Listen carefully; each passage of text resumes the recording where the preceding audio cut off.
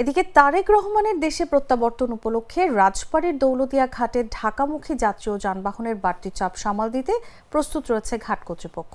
মঙ্গলবার সকাল 9:30টার দিকে বিআইডব্লিউটিসি দৌলতদিয়া ঘাট ব্যবস্থাপক মোহাম্মদ সালাউদ্দিন এ তথ্য নিশ্চিত করেন। তিনি বলেন, 25 ডিসেম্বর বা তার আগে ও পরে দৌলতদিয়া ঘাটে যানবাহন পারাপারে কোনো সমস্যা হবে না।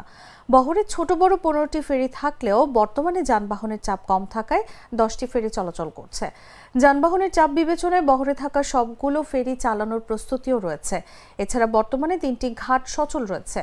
যানবাহনের বাড়তি চাপ হলেও কোনো সমস্যা হবে না বলে আশা ব্যক্ত করেন তিনি। এদিকে ফেরিঘাটের পাশাপাশি যাত্রী পারাপারে দৌলতদিয়া লঞ্চ ঘাটেও বাড়তি চাপ পড়ার সম্ভাবনা রয়েছে। দৌলতদিয়া লঞ্চ ঘাট ম্যানেজার নুরুল আনোয়ার মিলন জানান, দৌলতদিয়া পাটুরিয়া নৌরুটে নিয়মিত 16 থেকে 17টি লঞ্চ চলাচল করছে এবং সবগুলো লঞ্চের ফিটনেস রয়েছে। বর্তমানে যাত্রীর সংখ্যা খুবই কম। দিনে 1000 থেকে 1200 যাত্রী পারাপার হয়। তবে দিনে 8 থেকে 10,000 যাত্রী পারাপারের সক্ষমতা আমাদের রয়েছে। ফলে 25 ডিসেম্বর যাত্রীর চাপ বাড়লেও কোনো সমস্যা হবে না।